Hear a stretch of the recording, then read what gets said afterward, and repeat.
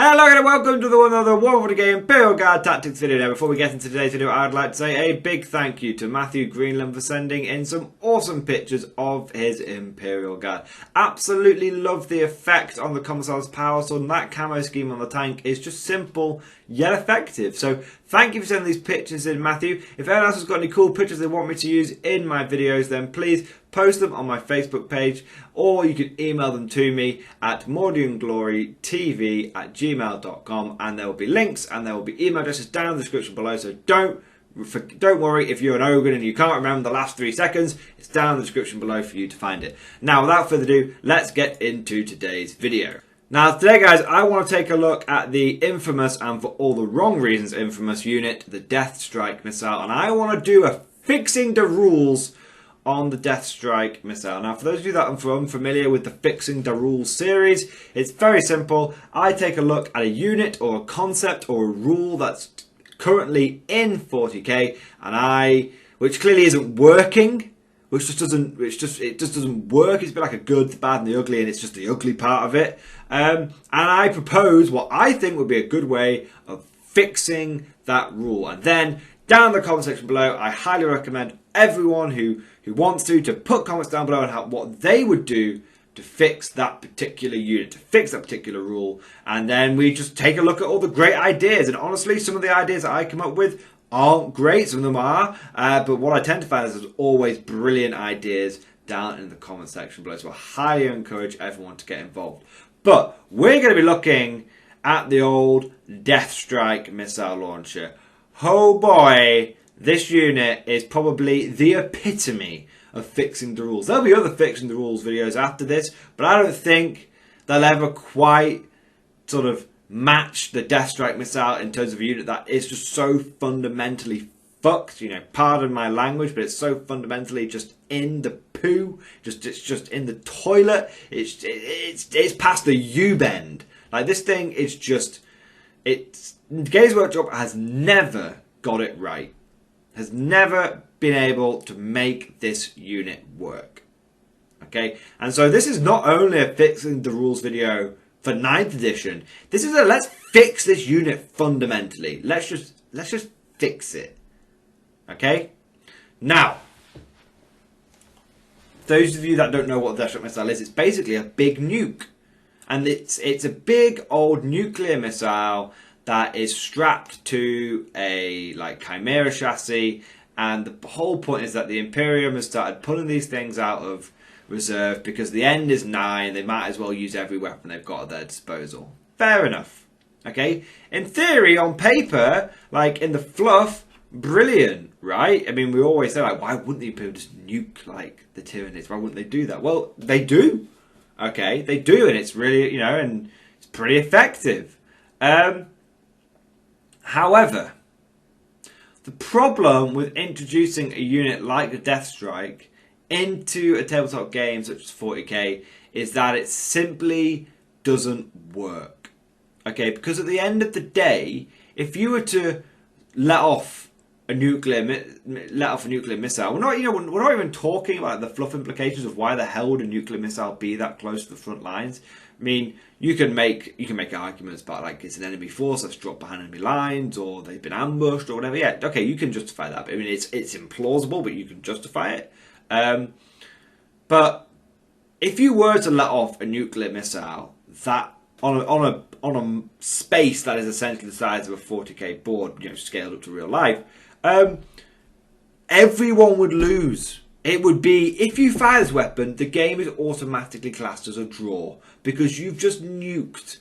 You've just nuked, I mean, for those of you, it's scary. It's scary that nukes even exist. Just to go off on a tangent for a second, but nukes are bad. All right, they're the most destructive thing that man has ever created.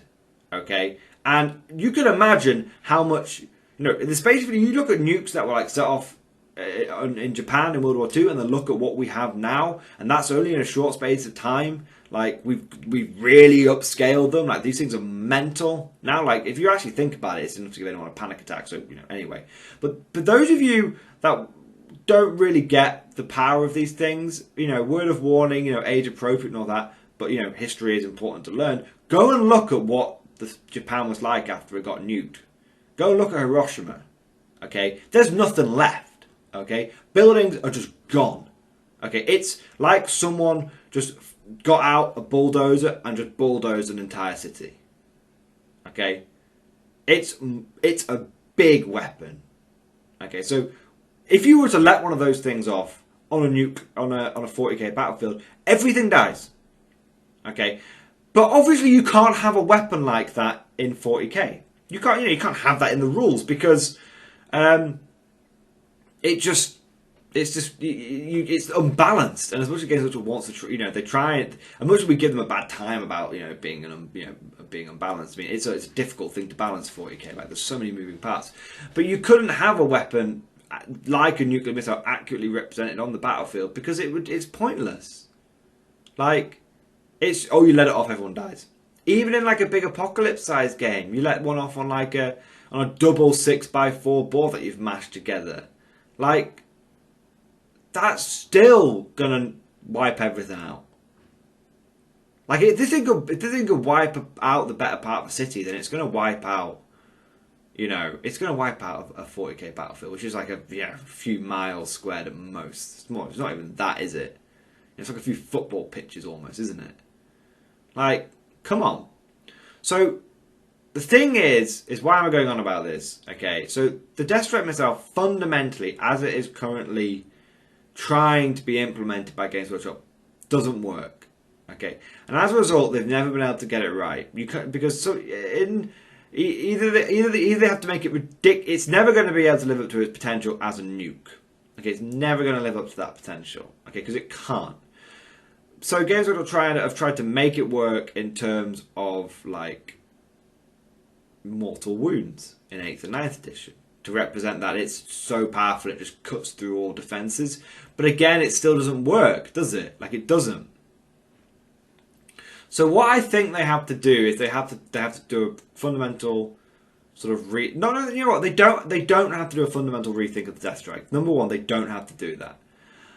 I think they have to have a clear divide between the fluff of what a Deathstrike could field and what it most commonly fields. So what am I talking about?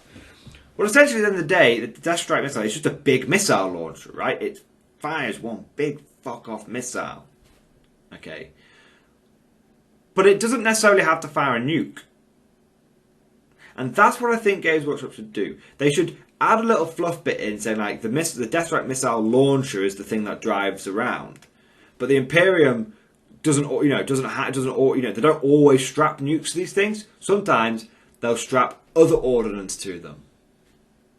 And I think what you have is that's how you fix the rules to this thing. And I have just a very general idea. That's the general concept. Basically, you take the nuke out. You keep the nuke as something in the fluff. Like, and in the darkest times, the Imperium will strap nukes to these things. And in apocalypse-sized games, if you want to have nukes going and have it as a rule in the Apocalypse book, this is a nuke.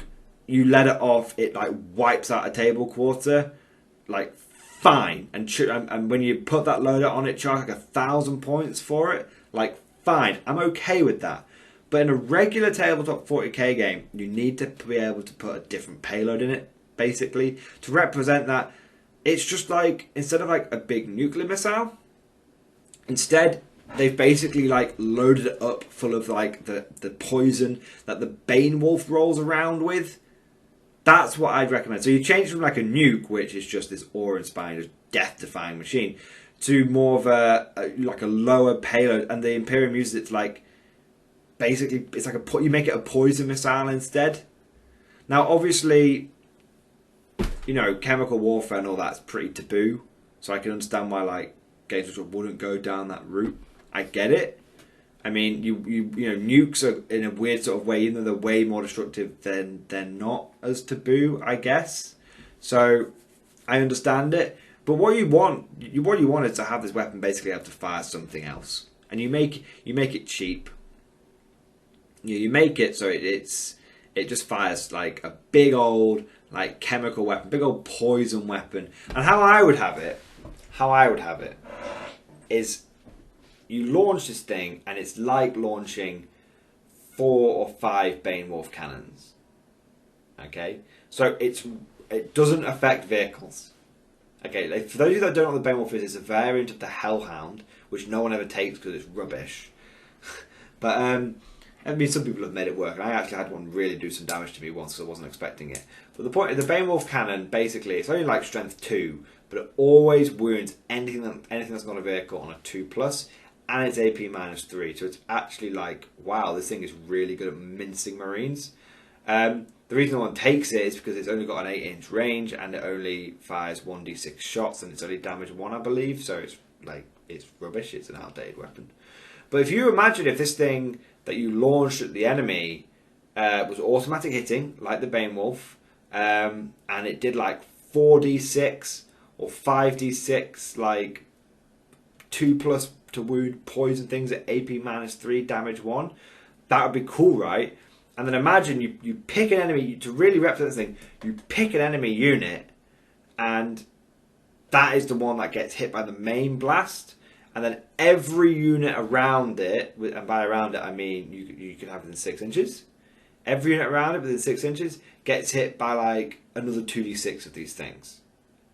Or if that sounds too powerful, like, don't worry too much about the number of dice that I'm talking about. I'm saying, like, maybe the main target only gets hit by 3d6, and every unit around it gets hit by d6 of these big poison shots. You know, fair enough.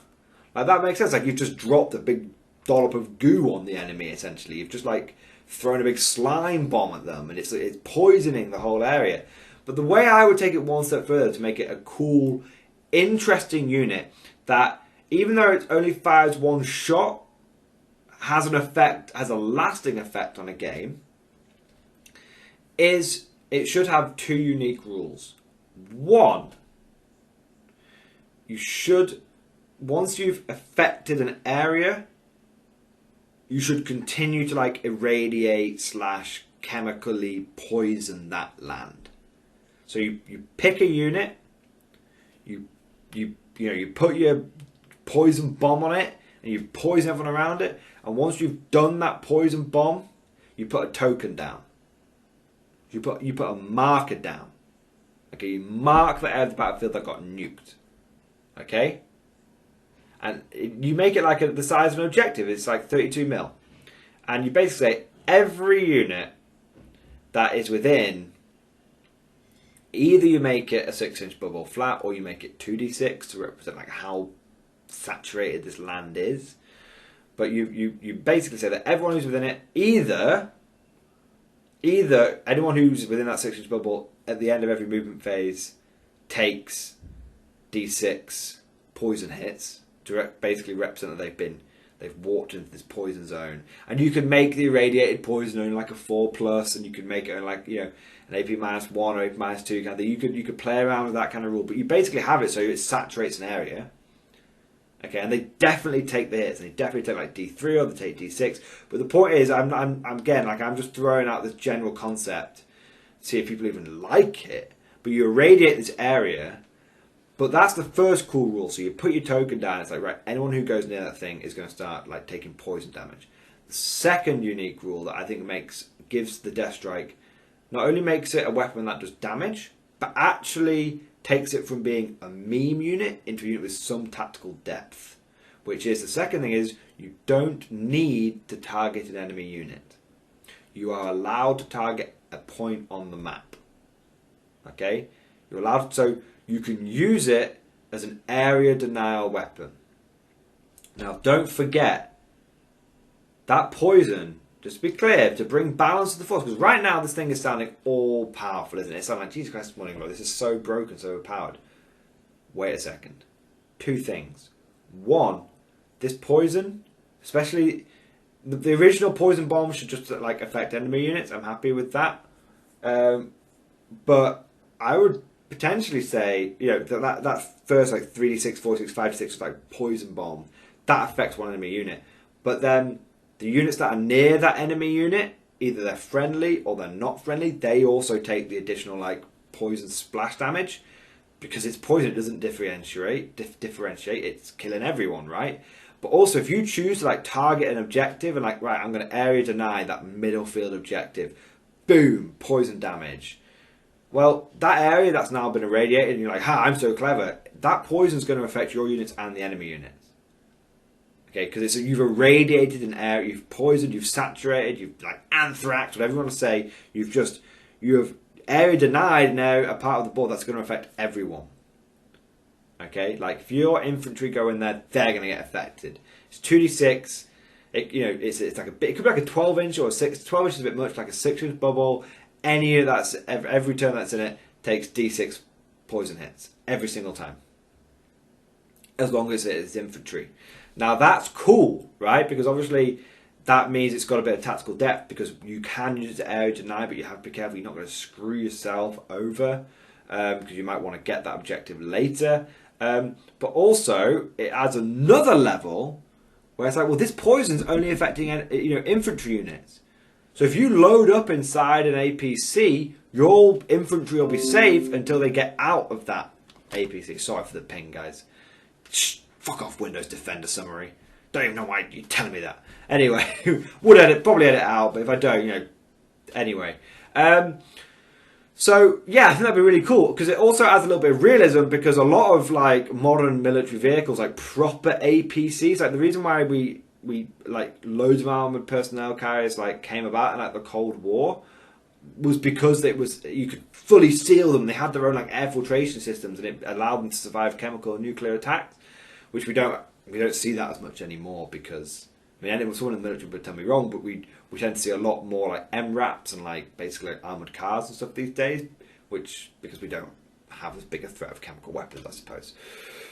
They're probably still out there. They definitely are. But anyway, what do you guys think of the rule? I think it's really cool. Area denial, make it a poison bomb, give it a different loadout, so you can say like the Imperium regularly uses these things to just like area deny, and that's the whole thing. But in an apocalypse situation, when it is the apocalypse, the Imperium will strap a nuke onto it, and then you can go nuts with the rules for apocalypse, because it doesn't have to be balanced, because it's just meant to be fluffy apocalypse, right? I don't know what you guys think. Let me know what you think down in the comment section below. I hope you guys enjoyed this video, and of course, I'll see you guys next time.